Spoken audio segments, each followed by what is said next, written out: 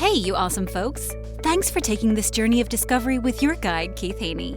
You're listening to the Becoming Bridge Builders podcast, your favorite podcast for everything from racial reconciliation to education innovation, justice reform, and leading change in the 21st century. This podcast is for people who love to be challenged with difficult topics, but want practical solutions to solve these challenging issues. Becoming Bridge Builders makes change possible. Each week on the podcast, Keith invites innovative thought leaders to share how they are building bridges in their area of expertise. You will hear breakthrough ideas and concepts that are changing the world. He's featuring guests who are best-selling authors, leaders at Microsoft, entrepreneurs, leading educators, professors, lawyers, and so many more. Listen in to learn how you can be the bridge to the change you are seeking. My guest today is Mary Catherine Liscinski. She's a licensed professional counselor and certified life coach.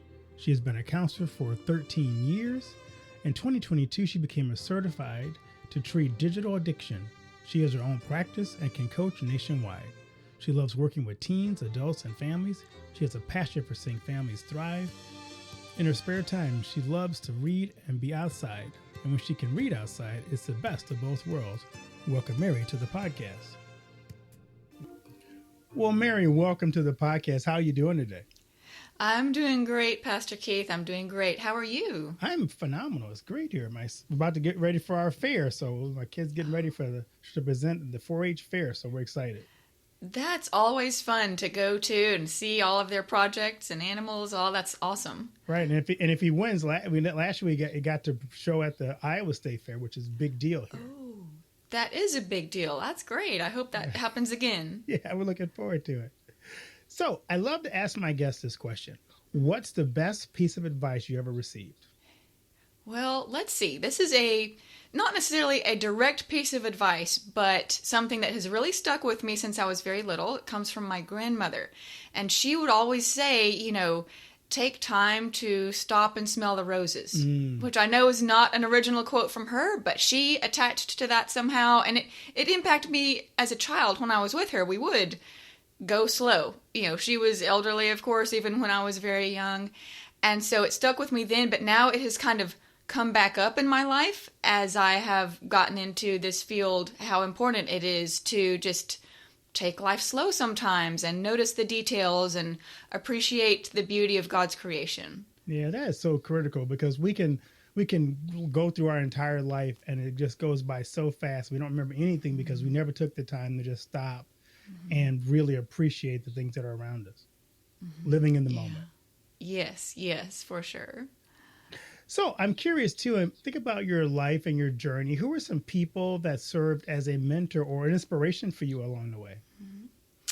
Well, I thought about that, and I think there are, several people come to mind. One of the recent ones is a lady at my church. Her name is Penny, and my church did something really neat. They designed a mentorship program, but I loved the way they did it. They, had people sign up who wanted to be mentors and people who wanted to be mentored. And then they said, okay, what you're going to do is you're going to meet once a month for 3 months. Okay, so that was such a low commitment that hardly anyone could say no, right? Right. So many mentorship programs that are wonderful are very in-depth. You meet once a week for 6 months, and that's a big time commitment. And if people can do that, I think that is fabulous.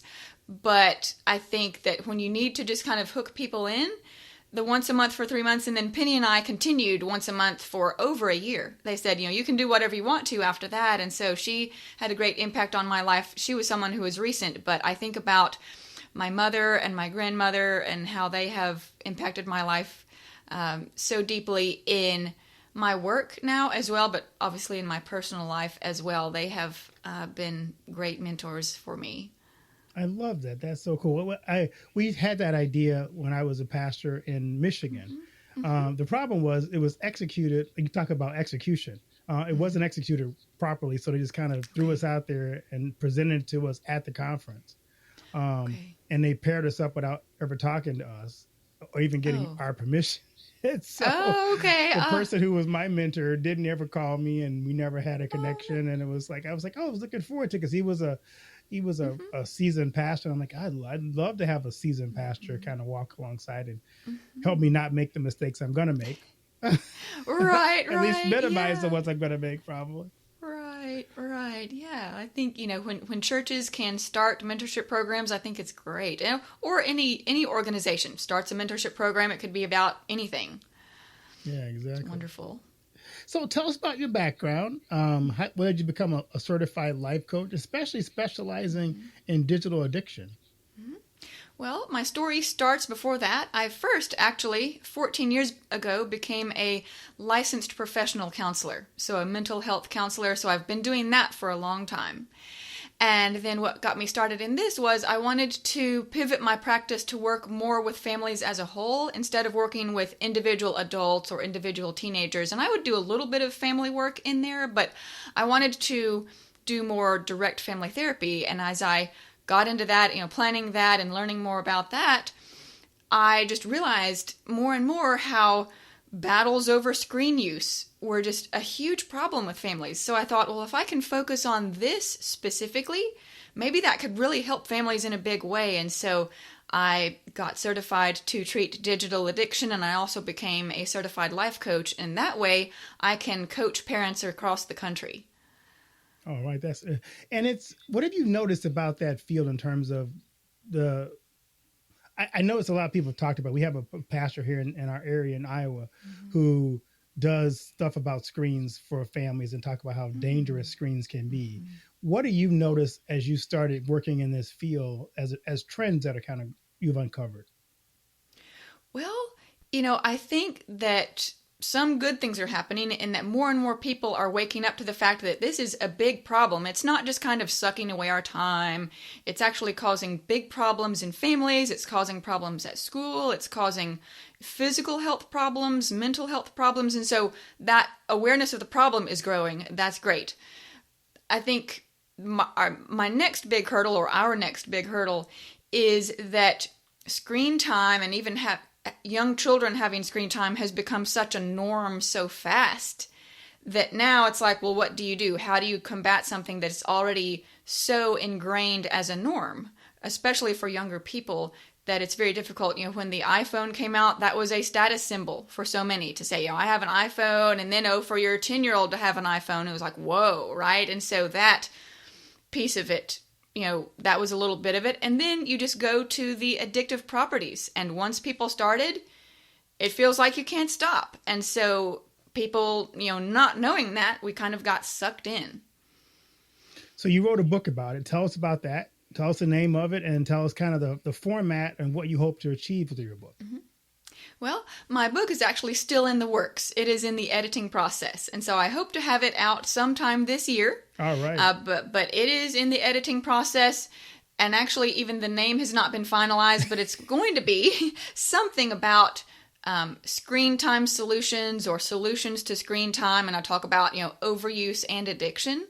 And so what's going to be different about my book as opposed to other books that are out there, because there are a few other books out there already, is that my book really focuses on the solution part. I got frustrated early on in my certification and in the books that I read that they, very much detailed all of the problems that too much screen time is causing, that screen addiction is causing, and then the treatment or the solutions would be an afterthought at the very end, like just the very last chapter or the very last, 20 minutes of the training.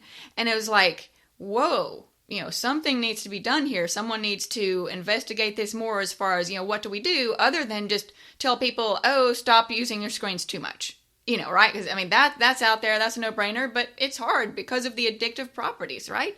And so when I realized that after all of my, certifications, and I just read a lot of books, I said, well, what do we do to reverse some of this damage that screens are causing? And so I researched more and more and have pieced together what I see are the solutions to too much screen time. And so my book is about, half of it is about the problems. So the first half is depressing and just awful, terrible.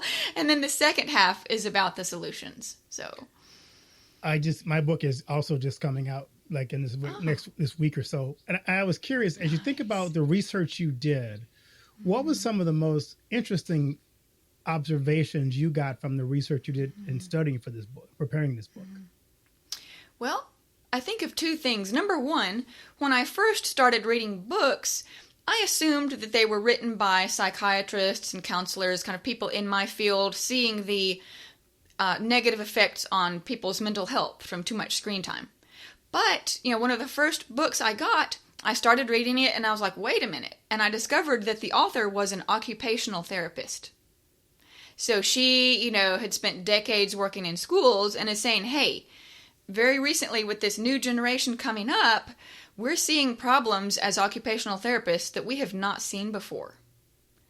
So to me, that was shocking. And I've seen, other types of health professionals who are alarmed about this. So it's not just the mental health aspect. I think people are familiar with, too much screen time is causing depression and anxiety and all of this family conflict, but they're not really focusing on, hey, this is a whole person, deal with it negatively affecting child development as well. So that was very surprising.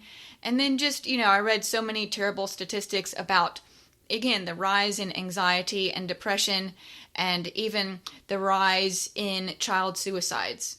And that just shouldn't happen at all, right? But if we're seeing a huge increase, we're seeing for children ages 10 to 14, between the years 2007 and 2018, the suicide rate tripled. Okay, and that is an emergency, right? That is an emergency, and we need to be looking at that. I'll share one more thing that I found. There was an article published by Politico magazine last year, and they conducted a survey of 1,400 mental health professionals like myself. And they asked them, what do they think is the cause of the steep rise in mental illness in children? And the number one cause listed by far above all the others was social media. So here we have, a large, sample of people like me saying, hey, we're seeing these kids who are hurting and we're identifying the problem as social media. So those were some of the surprising things that I found. I wanted you to kind of help us define the term digital addiction, because we hear that term, but I don't think we really kind of grasp, what that term really unpacks. So kind of unpack that a little bit for us. Well, I will give you some symptoms, but I'll also tell you that gaming disorder, because I focus on social media and video games, okay? And so gaming disorder is already listed in the ICD-11, which is the manual that primary care doctors use to diagnose all of the things that they can. And so I don't think people realize it's an actual diagnosis. Wow. And in the diagnostic manual that I use, it's not in there yet, but it is, like in the current edition, it's in the back section to be moved forward next time. So I fully expect next time there to be a gaming disorder diagnosis and a social media disorder diagnosis as well. So there's that. But I would say, if you're looking for symptoms, that would be withdrawal from other people. Okay, you want to go to your room and be by yourself on your screen, right?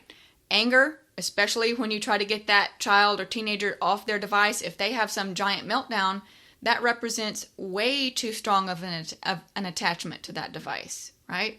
These younger people, they're going to be missing communication skills. They're not going to be having the eye contact that they need to be having just because they're not practiced with human beings, right? Another one, this is one of the saddest, I think, is that, they're just not as happy as they used to be. You just see that zombie face, especially among younger people, and that is not normal, okay? We don't need to just say, oh, that's the new generation coming up, whatever. That's not okay. Younger people, they're supposed to be the most vibrant and full of life and, carefree, right? That's like right. Those of us who are older, we look back and say, man, that was the best time of my life as a child and as a teenager, and so much happiness and joy, but you just see them just that zombie face, and you're like, don't just chalk that up to a new generation being different. That's a warning sign of something's wrong, right? People will have fewer interests, and this would, be for adults as well. Once they get sucked into that screen, that, the addictive properties get that dopamine going in your brain. That's, it feels good, it makes you happy, all of those kinds of things. It gives you pleasure. And then the other things that you used to enjoy don't give you such a high dopamine spike. And so you're not interested in them anymore. So fewer interests. How about this one? You're exhausted, but you can't sleep. Right? We know how, too much screen time, you stay up until midnight, 2 a.m., 4 a.m. on that screen. So you're losing sleep hours, but you're also losing sleep quality. So exhausted, but even when you go to bed, you still can't sleep. That's another sign. Also, just a lack of motivation. That goes back to the dopamine. So when, especially with video gaming, you have a dopamine spike, and then it will actually plateau and stay at that high level. And then when you stop gaming, it goes back down. And then that can lead to dopamine depletion, which then, causes a whole host of problems, including the low motivation. That they just, don't have the get up and go that they need to be interested and to do things that they normally would do. Also, just being stressed or depressed with no other specific apparent reason that can be pointed to. Again, it goes back to the too much screen time. So those are some of the things that I am seeing and other professionals are seeing as far as symptoms. So we talk about the screen. Is it also the content? What about the content that's contributing to this? Because we think about, well, if they're watching healthy stuff or if they're watching good stuff, it may be different. Is it also the content that they're being kind of fed on screen as well? Well, sure, that has to be a part of it. I think that's, there's two parts. There's, the time and the actual screen itself, and then there's the content. So when you talk about content, for video games, that is desensitizing people to violence, right? And that is just not okay. It's, very clear. I had a conversation with someone the other day. He is a doctor and he's also a former military person. I forget which branch of the military he was in. But anyway, he told me that not only does the military use video games to help desensitize their soldiers, which I had heard that before from other sources, they actually went to a game designer at a university in Michigan and said, would you design a game for us to help desensitize our new soldiers to killing? And so this game designer designed a game for the military and they took it and used it. But then he was like, okay, hey, let's market this to the public. And that is Call of Duty. Oh my. Yeah. So it's like, here we have something designed for the military that our young kids are using, and that's not okay. So there's that type of content that's, not good. But then also you have, when you let your child and teenager have access to the internet, they're talking to people around the world with all different worldviews. I've, worked with a family before, and their teenagers were talking to strangers over video games, and their teenagers just did a 180 from what the parents had instilled in them and their Christian values, and they just did a 180, and the parents were like, we had no idea that this could happen. And they were like older teenagers. They weren't 12, 13. They were older teenagers when this happened. And so I express it this way, that, it's easy to say as a parent that, I would never let my child go spend the night at a stranger's house, right? If you don't know the people, you're not going over there to spend the night. But when your child or teenager has access to the internet in their bedrooms, that's like a virtual sleepover. Yeah. You have no idea who they're talking to, what kind of situation they're in, what kind of pressure they're feeling. We have, a rise in sextortion that is just really, teenagers are not prepared for that. Adults would not be prepared for it either, but especially teenagers and children have no idea what to do in that situation. And then that, we have teenagers, with self-harm and suicide over sextortion and all of these kinds of things. So the content and, you're just letting your child talk to strangers is not okay. Yeah. So I love the fact that we've talked a lot about some of the challenges. You talk about and some key strategies you recommend to begin reversing the damage caused by it. So talk about some of the things you highlight in your upcoming book about how we can deal with some of this. Yeah. So, the first step is to say, okay, you have to get away from the screen. But that's, not the whole thing, because people who just give that advice, it's like, well, that's part one, right? So then what do you do? Because especially, for adults or younger people, they spend so many hours on a screen, then it's like, okay, what do you replace that time with, right? And so one of the keys is to go outside more, get outside in nature. The environment in nature generally, barring a hurricane or a tornado, is very calming. And so that, it being calming on our nervous system, I go back to thinking about, God created us in a garden. And we were there, and only in the last, I would say, 200 years have we started spending the majority of our time inside. And that has greatly increased, of course, over the last 50 years. And even more so now with screens. But, being outside, it's very calming and good for the nervous system. Also, it gives us a chance to experience awe, okay? Just to look at creation, and, that experience of awe is also very good for us, and just looking at the things that God created. I think sometimes when people think about awe, they think about the Grand Canyon or Niagara Falls, visiting those places. But I think that we need to develop a sense of awe when we see a flower or a butterfly or a shiny rock. And that takes me back to thinking about my grandmother, who said, slow down and smell the roses, right? Those were ordinary, everyday life things to slow down and to be present. I want to back up here a little bit, talking about how nature can calm the nervous system. One of the very negative things that screens do is that screens put your brain into the fight or flight mode.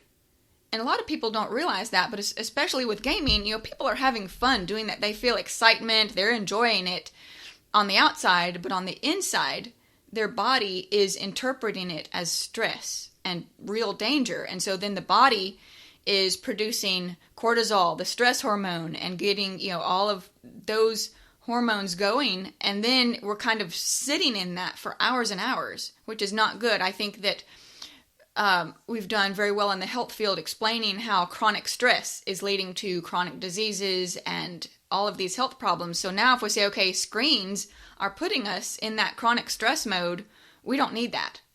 And so again, going outside helps to get your body out of that fight or flight mode and into a calm and relaxed mode. And so being outside in nature is one of the keys. Also, face-to-face interactions with people. I mentioned, the lack of communication skills. Well, how you practice that, how you originally learn it, is by talking and by hearing other people talk. And so it's not just the words, it's the body language, the facial expressions, the tone of voice, all of which is lost over a screen. And so face-to-face conversations with friends and family and is another key. That's how we learn how to communicate, but it's also how we pass down stories and values, right? And that, I think, is unfortunately being lost a lot in this new generation. Morals and values aren't there like they used to be. And that's, we're seeing that with, random acts of violence by teenagers. And it's like, wait a minute, did they not get taught that this is not okay, right? We're just seeing, I think, a rise in those kinds of incidents. And so saying, morals and values have to be taught. And then, then the person can adopt them, and, teaching people empathy, right? How to just try to imagine what it's like to walk in another person's shoes is so important in how we learn how to treat people with respect and kindness. And so, again, interacting with people is how we do that. I love that. There isn't really another way. Also, I mentioned a little bit earlier about sleep, making sure you get enough sleep. And so the screens, obviously the content kind of hooks us into just wanting to stay up later and later and later. But I think, one definite boundary would be don't have screens in the bedroom, right? That is just, they don't need to be there. The bedroom is for sleeping. Some younger people use the bedroom for studying, which they might need a screen for, but that, again, needs to be taken out when they're not using it for studying. Because, and, same for adults as well. We don't need screens in our bedrooms. We need to sleep. Right. Because when everybody knows, however old you are or however young you are, if you don't get a good night's sleep, the next day you're grumpy. And so saying, it's, the content is exciting and will keep us up and we want that endless scroll, but also the blue light that comes from screens. That blue light going into your eyes and into your brain tells your body that it's daytime. So at midnight, your body will be producing daytime hormones, which it doesn't need to do. And that's why even after you shut your screen off, your body can't fall asleep because it's full of daytime hormones instead of being full of nighttime hormones. Our hormones, people talk about, we need the correct hormone levels and all of this and make sure you're not low in this or that. And that's true. But we also need hormones to turn on and off at the appropriate time of day. And so if you are using a screen a lot at night, you're telling your body it's daytime and mixing it all up. And so taking the steps to make sure you get enough sleep is critical for work, for school, for relationships, all of those.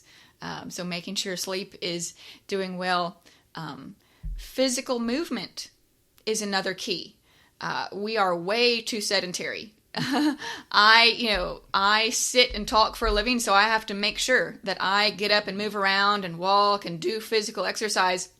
So exercise and physical movement is, necessary for any age, but I think a lot of people don't realize that for really young children, physical movement is essential for their development in other ways as well. When a child moves around and plays and jumps and hops and skips, that is developing their vestibular system, which is basically your inner ear and your balance, but that also controls your level of arousal. Okay, so if you don't have a well-developed vestibular system, you can't really control your level of arousal. So you might have a kid who's just really kind of wild and rowdy all the time, but that may be partially because their vestibular system isn't developed properly, or they may be too, low as far as their level of arousal too. And so there's that, and, just the brain development that needs to happen. I'll show you something here. This is a drawing, make sure it's on the screen here, yep, I can of see a it. cross-section of a brain. And so what I was talking about earlier with video games especially, but also social media activating our fight or flight, that is in this part of the brain. This is your limbic system. This is where emotions are housed. So anger, anxiety, fear, all of those things light up this area of the brain, okay? Now this area of your brain, which is your prefrontal cortex, and it's right behind your forehead, right here. This is the area of the brain that is responsible for higher level thinking, decision making, problem solving, but also things like, self-control and communication. So this is a very important part of your brain.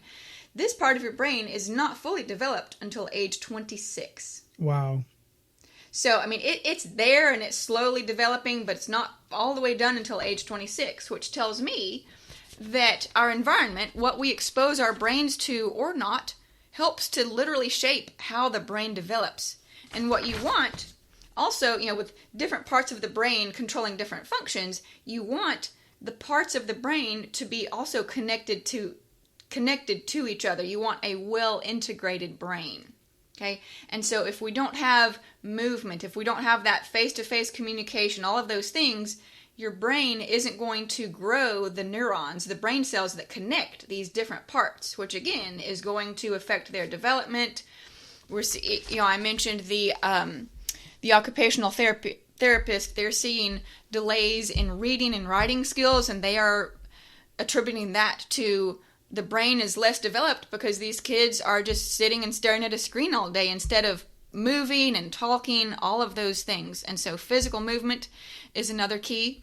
Like we've mentioned before, being in the present moment, being mindful, is, we need to be in the present moment, be able to handle that. So many people today, when they actually try that and kind of practice it, some people actually start to get anxious when they sit there and just try to be quiet and still. And so if that happens to you, I can think that's another warning sign that you need to slow down and get away from too much stimulation. We are used to, stimulation and all of these notification dings, and it's just all the time new things coming up, that we feel anxious when we're still and quiet. But we need that still and quiet for our brain to rest and to be able to process. Our brains need to process things. And that's another reason why we can't sleep at night, is because if we're not taking the time to slow down and process during the day, our brains will process at night. We crawl in the bed and the brain's like, okay, we don't have to pay attention to our external environment, so now we can pay attention to our internal environment and do all this processing. So you lay there and you're sleepy, but your brain is wide awake and it's just running with all of these random thoughts, right? It just runs. It's like your brain just turns on. So when we take the time to be still and process during the daytime, then our brains can rest at night. So that's another key about sleep, is you need to process during the day or before you go to bed, and then you lay down and your brain can be quiet. That makes so much sense. Yeah. So, and then, go ahead. No, I'm just curious, as I hear you talk about this, I'm sure in your research you kind of have a percentage of how many young people you think are impacted by this digital addiction. Well, I don't focus on that as much as you would think. I would think that there are many, many, many who would qualify as being addicted. I think, a couple more things about addiction. I would say, if you're doing something, which we would call a behavioral addiction, there are, substance addictions, and then there are behavioral addictions. And so screen time would be a behavioral addiction. If you are engaged in something and you stop it, and you're having trouble stopping it, or you have any kind of symptoms that come up, those are withdrawal symptoms. And that's a signal that, hey, I'm too attached to this thing. And then also, when this thing, whatever it is causing problems in other areas of your life, that means it's too much, right? And so there's addiction, but then also I think that almost all of us would fall under the category of overuse, right? Right. And so even overuse is going to have a lot of these same negative effects. It might be to a little bit of a lesser degree, but it's still negative. And so I actually don't focus as much on those types of things as you would think, but I would just say we all need to greatly reduce is my focus. So I agree with that. The most definitely. So you don't, and some people, we don't want to call it addiction. We don't want to admit we're addicted, but okay, you don't have to. We overuse. Or let's start there and help ourselves. Right. So as you think about, where do you see this going for you in the future in terms of how do you expand the work you've already started? Mm-hmm. Yeah, well, I'm looking forward to my book coming out, hopefully sometime this year. I think that will create some great opportunities for me. And I just, I want to help families. I want to see them become more peaceful and see, just all of this arguing and conflict going down. I want to see family relationships to grow. And I think that, parents are in a lot of pain these days. They've, many great parents have tried to reduce screen time in their homes and have unfortunately given up, because just those big fights happen and they're like, okay, for the sake of peace, I'll let my child have this device, or whatever. And so I understand wanting peace, but let's get peace in the right way.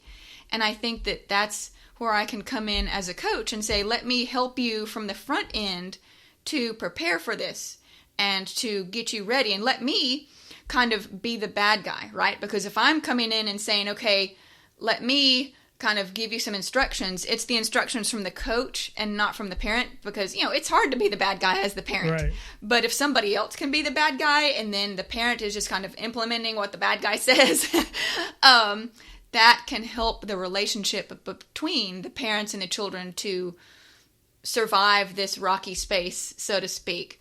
And so, I just want to see families and relationships thrive.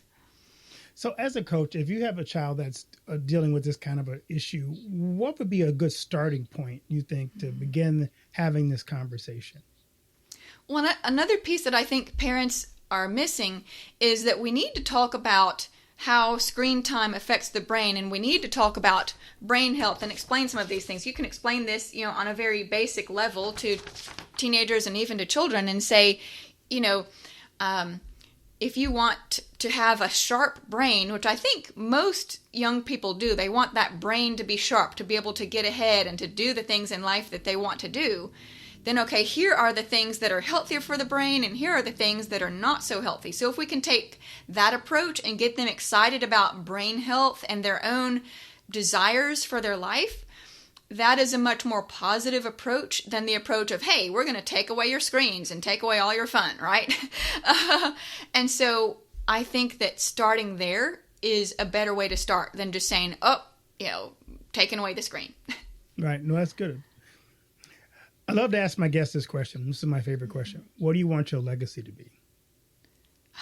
I think I just have to go back to seeing families thrive and watching relationships grow. I think that, parent-child relationships are a key to passing down good morals, good values, Christian faith, and just having not only a wonderful individual that you've raised, but that turns into a wonderful society for us to be in. And I think, I just look around and see so many relationships suffering that if I can be a part of keeping relationships and keeping families together and helping people to, again, have a healthy brain. Because if you don't have a healthy brain, you're going to struggle. You're not going to have the skills that you need for whatever it is you want to do in life. And so I want, people to have seen that, hey, she impacted so many families for good. That's great. So a new thing I'm going to do season 6 is we have a surprise question. So pick a number between 1 and 4 for your surprise question. I'm going to pick number 3. All right. So your surprise question is, I like this. What do you consider your greatest achievement? Well, the book isn't done yet, so I can't necessarily say that. Let's see, I think here it is, I started my own business. When I became a counselor, I obviously worked for other people, businesses, agencies, things like that. And then almost 8 years ago now, I started my own practice. And so I'm self-employed as a counselor and a coach. And that was huge for me. It was what I really wanted to do. And I'm able to do it. And so I'm very blessed in that way, but I'm very proud that I'm, able to do this. That's great. As we wrap up this great conversation, what do you want to leave with our audience as a key takeaway from our conversation?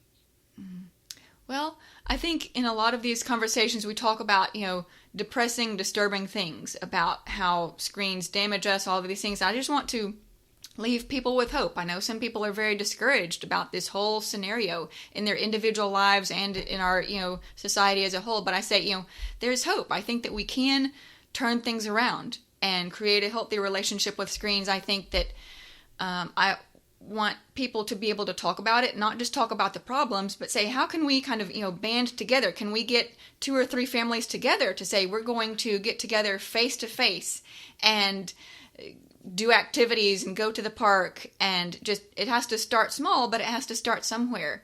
And just to say, there's hope. I want to be a hope giver in my counseling practice and my coaching practice, to say, don't give up. It's okay to try again. It's okay to try a third time. I love it. So where can people find you, and where can they find it when your book is out to connect with that eventually? Yeah. So people can find me at my website, which is lifewalkcoaching.com. It's WALK. So lifewalkcoaching.com is my website. Also, if people have questions, want to know more about what I do, my phone number is 501-290-7132. So just give me a call and see how I might be able to help. And then my book, again, I will have a link to the book on my website when it comes out. And so I think that would be the easiest way for people to find it. So something about solutions to screen time or screen time solutions. But I will definitely have it on my website. The link to the Amazon. It will be on Amazon, but I will link to it on my website. Well, Mary, thanks so much for taking the time and tackling this really important topic, and not just tackling it, but giving people solutions. We can always identify the problems, but it's good to have some practical tips and steps we can take to kind of address that issue. So we kind of thank you for helping parents have some tools and resources to help their kids be more healthy and have a healthier brain as we begin to move our generation forward. Oh, thank you so much for having me on, Pastor Keith. This has been great. I've loved speaking with you and sharing with your listeners. This has been great. Well, thank you. Blessings. Blessings to you.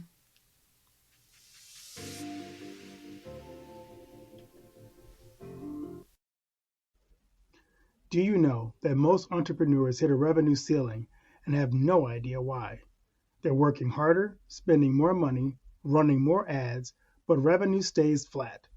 My friend Dr. Noah St. John calls this the invisible break.